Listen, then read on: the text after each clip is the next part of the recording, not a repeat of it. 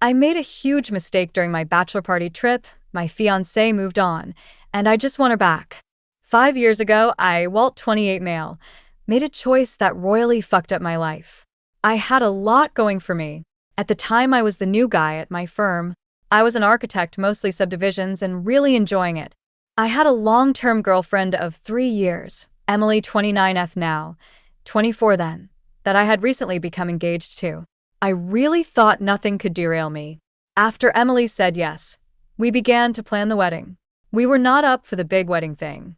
We agreed we would have an elopement to a coastal city. San Diego became the plan. Parents/siblings were welcome to come if they wanted, but basically we were just booking a honeymoon and getting married while we were there.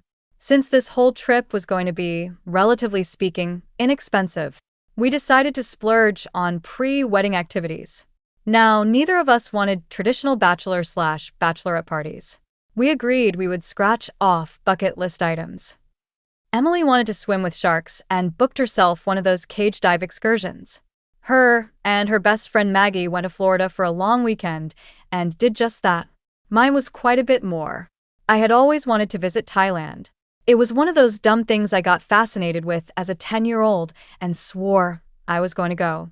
Emily actually encouraged me, pointing out that I literally brought up Thailand on our first date. We were 6 months into our engagement when the time came for me and my best friend, Jorge, to leave on the trip. For the first 3 days, everything was great. We were enjoying beaches, visiting temples, and a lot of drinking. On that third night, though, Jorge got absolutely smash drunk. I was a little pissed about this and tried to slow him down. The next day, we were supposed to go on a jungle excursion. It was one of the things I was most looking forward to, so I had been pacing myself, so I could enjoy the trek. The next morning, Jorge has a world-class hangover, refused to get up at all, and says we can book an excursion tomorrow. My thought was, fuck that, I'm going today. I had seen ads for a few places that did these. I went out to get some breakfast and spotted a guy on the side of road, offering the jungle excursion cheap. He had a Jeep, and when he noticed me looking at his sign, moved in with a hard sell. Honestly, it did look a little shady, but the guy spoke English, so well it gave me a false sense of security. I decided to go with this guy. I get in, and for a while, it's actually pretty fun. He pulls off the main road on these off-road paths. I have no idea where we are going. We end up deep down these roads. I'm enjoying it for the most part, though. Then everything went sideways. We stopped in this small clearing, and I was checking some things out, when out of nowhere local law enforcement pulls up. I don't know what's being said. I can only pick out a word here and a word there. They start going through the guy's Jeep and find a rather large quantity of methamphetamine. I am shitting a brick at this point. These cops take us both into their small middle-of-nowhere station. This is when I come to realization that this motherfucker has taken me into Cambodia. I don't have my ID or passport on me. They are back in the room. These cops are not listening to anything, and I have no idea what my guide is telling them. I was freaking out, but also thought it'll be okay. Jorge will realize I'm gone, look into where I am. I'm not going to go into what the next 4.5 years were like, but hell is an easy comparison. I'll just leave it at a Cambodian jail isn't the most hospitable environment. It took 5 months of sitting in that cell before I even saw a judge. The judicial system there is so backlogged, and the few public defenders that exist are basically in the large cities only. During this whole time, I was never allowed to contact anyone on the outside. My first time in front the judge, they didn't have an interpreter, and it got postponed another 5 months. I finally had that pre-trial hearing, entered a plea, then it was another 14 months before my actual hearing.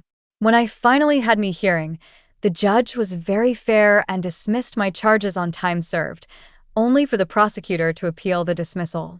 This put me back into custody for another 28 months. This was the most devastating moment of my life, to think I was out and end up still in for that long.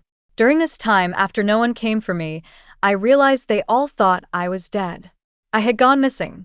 Jorge had no idea where I was. I had called back home the morning I was arrested and left messages, but they only knew I was going on a jungle excursion. My parents, my fiancé, I missed them so much. There were plenty of days I was hoping one of the other inmates or a rough guard would just take me out already, especially after the first year when I became more tolerant of the food and water. Finally, after 52 months in captivity, I was released. I had nothing to my name and was in a country I wasn't supposed to be in. I contacted the embassy, and they did have a missing persons file for me. They helped me contact home. I attempted to contact my fiancé, but a guy named Mitch answered, and he did not know an Emily, so I figured she must have changed her number at some point. I called my mother. She was absolutely frantic.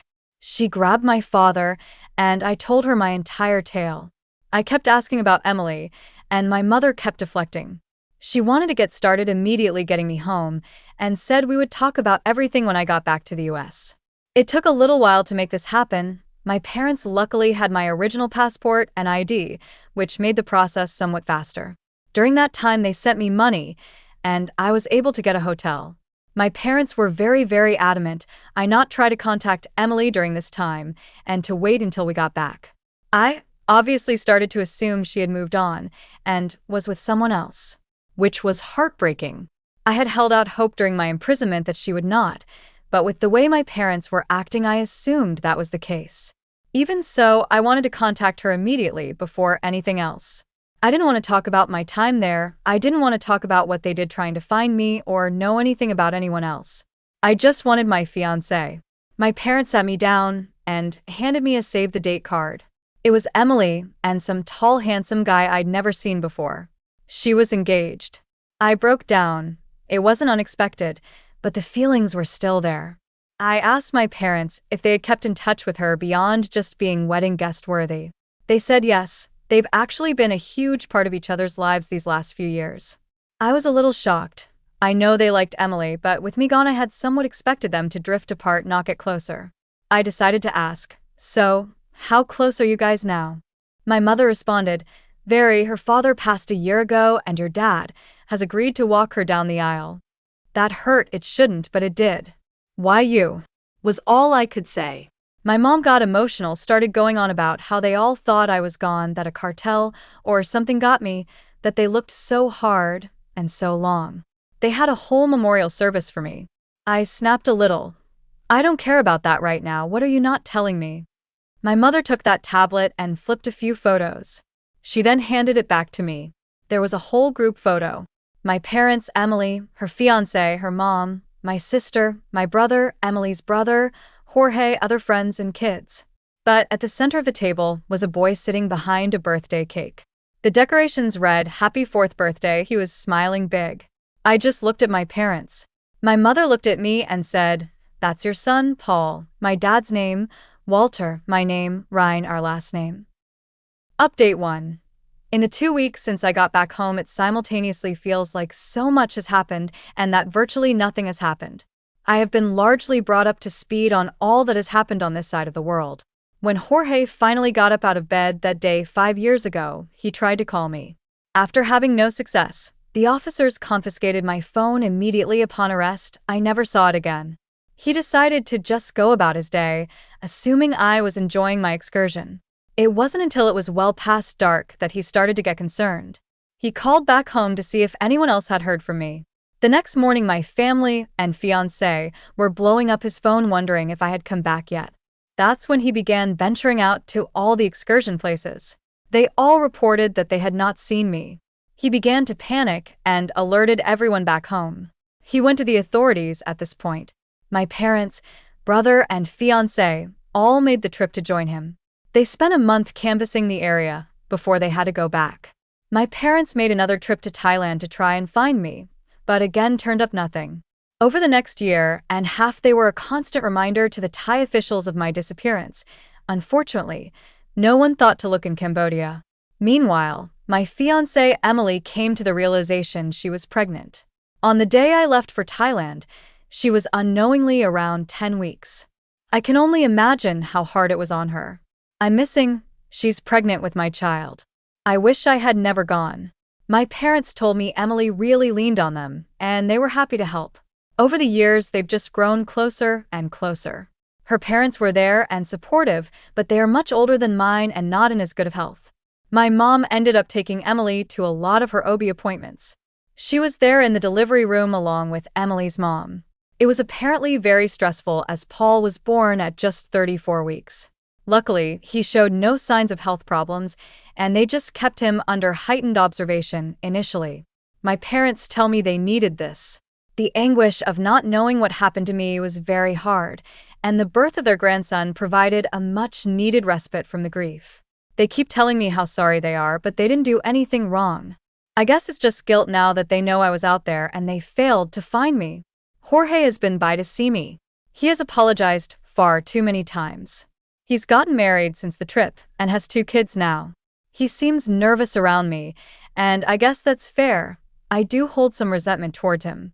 It's not his fault, but the feeling is there anyway. My brother and sister have marched on with life. My brother has kids now, and my sister is married. I missed all of this. I could probably get over all of that, but losing my fiancé and missing out on 4 years with my son, it's been too much. My parents have set me up with a therapist. I went to the first session, but have no idea what to talk about. I was wrongfully incarcerated for 5 years, beaten at times, starved at times. Plenty of PTSD. My whole family thought I was dead. So much, so they had a memorial service for me 3 years to the day of my disappearance. I was supposed to marry the love of my life, and she is now engaged to someone else. Then to top it all off, I have a 4-year-old son who has been raised by my replacement since he was 18 months old. Paul only knows this guy as Dad. He calls him Dad, and now here I am, back from the dead to fuck up everyone else's perfect little lives. I'm ranting though. It's just too much to unpack. I still haven't directly spoken to Emily. My father went to her house the day after my return. He sat her and her fiancé, Kevin 34M, down, told them I had been found. She began to tear up. She thought he was saying my body had been recovered.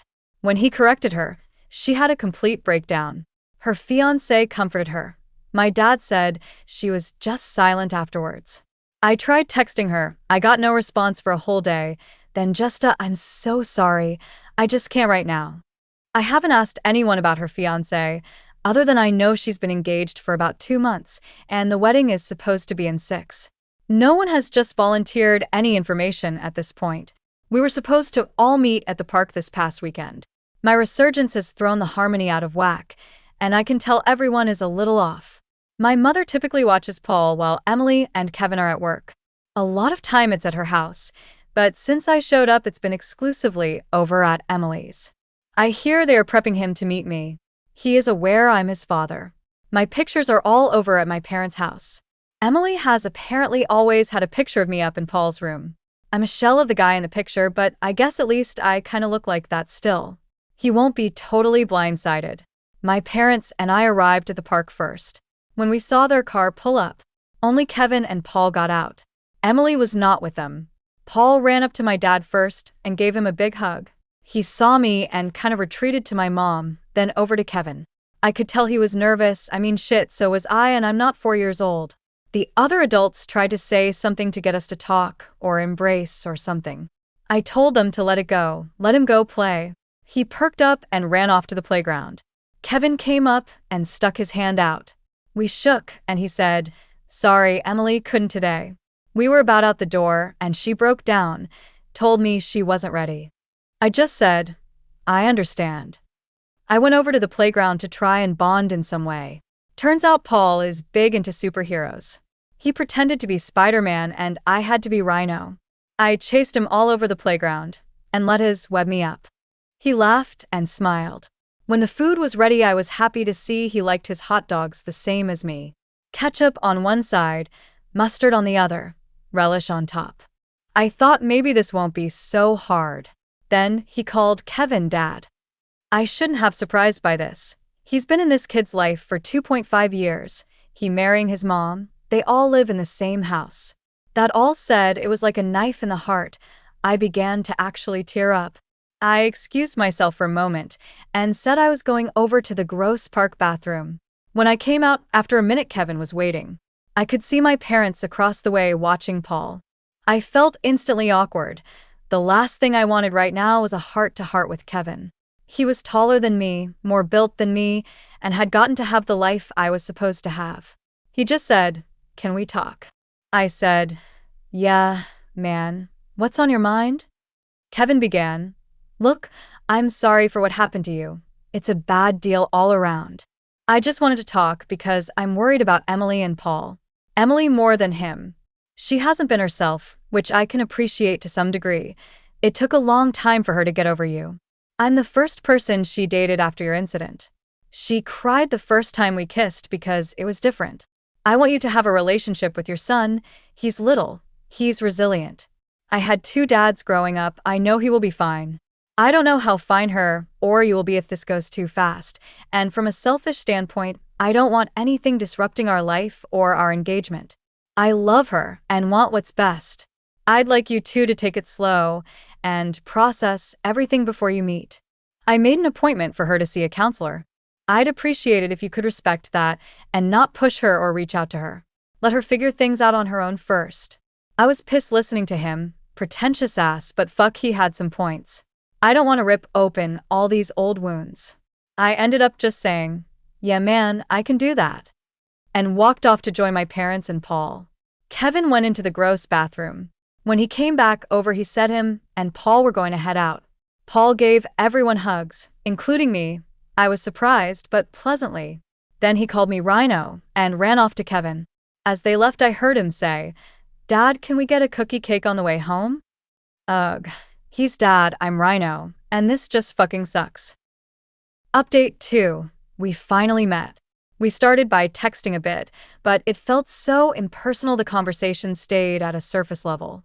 The deepest we really got was talking about Paul, and me briefly divulging what Cambodian prison was like. Over the 3 weeks between our first text exchange and our meetup, we only texted maybe 5 times, and each time it started to get into heavy subjects, one of us would end the conversation. During that time, though, I did spend more time with Paul. My mother began watching him at her house again, and that gave us time to bond. I even had some one-on-one time with him when we went to get ice cream together one day. It's amazing how resilient kids are. He just goes with the flow of everything. He still calls me Rhino, but maybe I'll get the dad title soon. One day this past week, when Kevin came by to pick up Paul, he asked to talk again. This time he had a job offer for me, which had me getting pissed. Then he elaborated that it wasn't really an offer, but more of a lead. His brother owns a construction company and is looking for an estimator. Kevin told his brother I was once an architect, and his brother said he'd give me an interview if I was interested. He left his brother's card with me. I really want to hate Kevin, but he does actually seem to be a genuinely nice person, which also pisses me off. His self-deprecating sense of humor grows on you fast, and this is just in 5 to 10-minute interactions with him.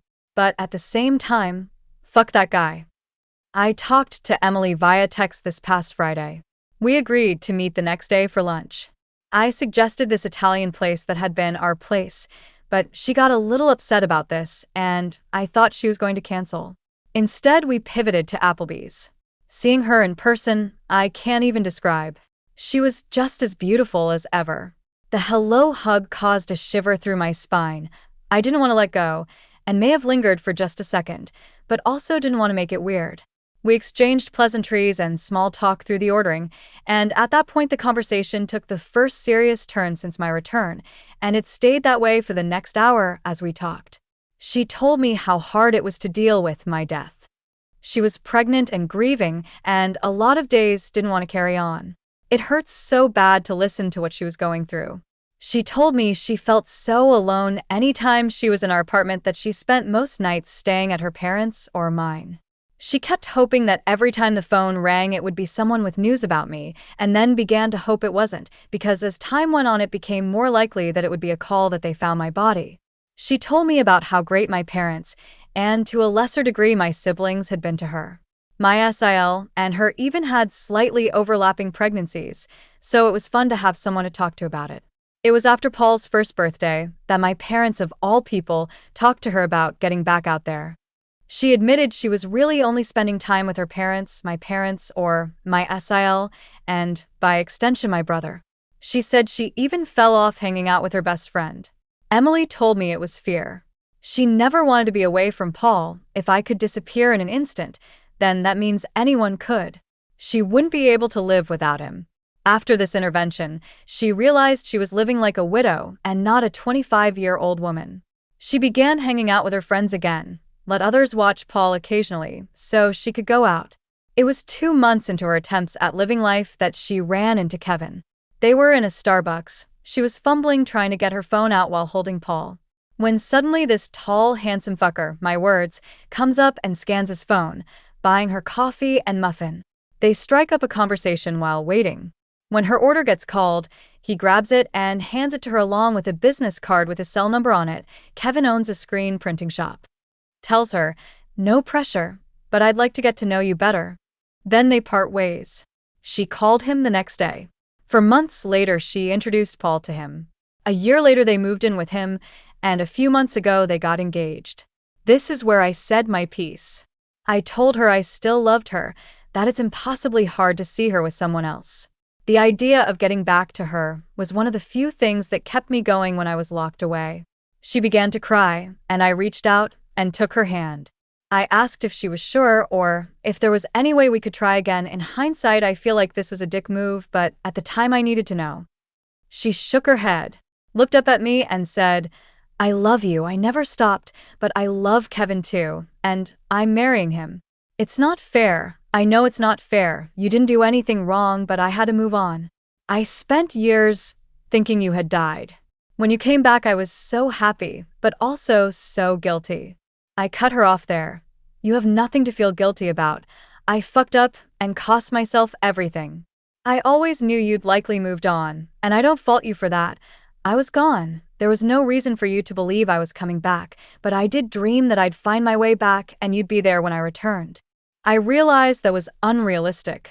I'm sorry for putting you in this position now." She said, "It's okay. I knew this was coming eventually." We just kind of stopped talking at that point. Sat there just drinking our drinks. After a few minutes that seemed like eternity, she said, "How do you want to move forward when it comes to Paul?" I told her, "I love him already and want to be in his life." She replied, "I'm so happy for that. I always told him about you. I didn't want him to think he was abandoned." I said, "He is the one bright spot in this whole situation." From there, she told me that Kevin had planned to adopt him once they were married, but wouldn't now that I have returned. I am listed on the birth certificate as the father, although I think I'll meet with a lawyer just to make sure everything is in place from a legal standpoint. We made some plans to meet together later in the week with Paul. Let him have fun with all of his parents at the same time. She also encouraged me to do more one-on-ones with him. At the end, we hugged one more time and parted ways.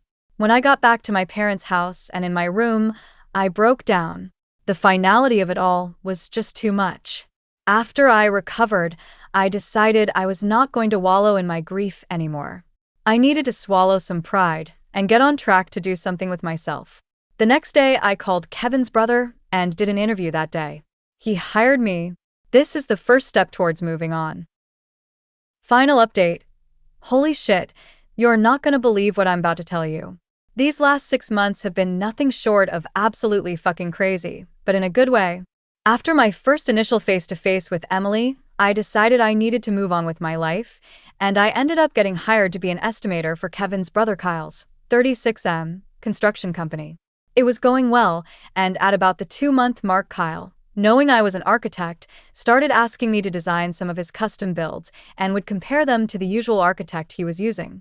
He was liking mine better, and while I still work as an estimator still, I am now solely designing the custom homes for Kyle, and he gave me a huge raise. This allowed me to get my own apartment, and I'm thankful to say, I am no longer living in my parents' house. Emily and Kevin's wedding plans progressed with only one major change. My father was no longer walking her down the aisle, as everyone felt it was inappropriate given my return. Her much older brother was going to take that role now. Emily was an oops baby, so her brother is 16 years older than her. After our initial lunch, I saw Emily a lot more often. We were making it a point to do something all together with Paul at least once a week. Kevin was there as well, but they kept the couple behavior to a minimum. It was fun. I especially enjoyed getting to talk to Emily and just be around her. After a month of this, back to school season hit. I guess in the screen printing industry, this is the busy season, which I guess makes sense with fall sports, staff shirts, clubs, Greek life. Kevin has contracts with all the school districts and is used heavily by the local colleges in the area. He became swamped at this time. which led to Emily, Paul, and I spending a lot more time, just the three of us. Over the months of this, we became a lot closer. Hello side hugs became lingering full front hugs. Emily and I would talk about all sorts of things. It kind of reminded of me when we were first dating. After a couple of months, Kevin began joining us all again. This didn't dissuade Emily and I from rebuilding our friendship. And then the most amazing thing happened. Paul started calling me Dad. I literally teared up like the first 10 times he did this. Life went on for the next couple of months. It was a week before the wedding.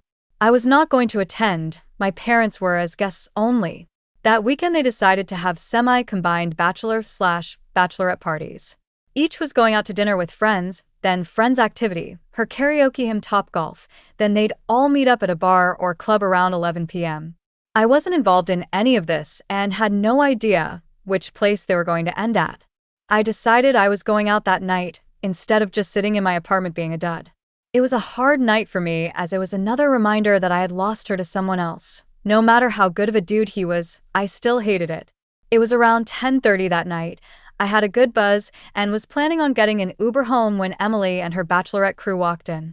I kind of hid in the crowd at first, not wanting to butt into her night, but she spotted me. Emily came over and we began to talk. It was a little bit flirty. A song she loved came on and she began to dance, then dance on me. I joined in and we were laughing and having fun.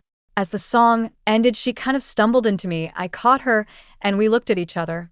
Our lips moved in close, and we almost kissed when she pulled back. We laughed it off and moved to the bar to get a drink. It was probably a good thing we didn't kiss because about 2 minutes later Kevin came walking up. He was trying to be his usual self, but seemed a little off. They kissed, and I began to feel like the third wheel, so I went ahead and ordered that Uber and headed home. The next day I'm a little hungover and slept in pretty heavy on my lazy Sunday. It was midday and I hear someone try and open my door. It was locked and they began knocking heavily. I ran over and opened the door. It was Emily. She lunged into my arms and kissed me. It was the sweetest feeling I have ever felt. Confusing, but sweet. I asked her what was going on. She said, Kevin came to me this morning and started asking some hard questions. I don't want to go into it. I promise I'll tell you everything one day, but I'm in no place to do so now. We decided to end things. I admitted my feelings were still strong for you. He said he understood that it hurt, but that he knew. He said we both deserve to be happy, and he is going to step away. I called your parents. They're good keeping Paul a bit longer.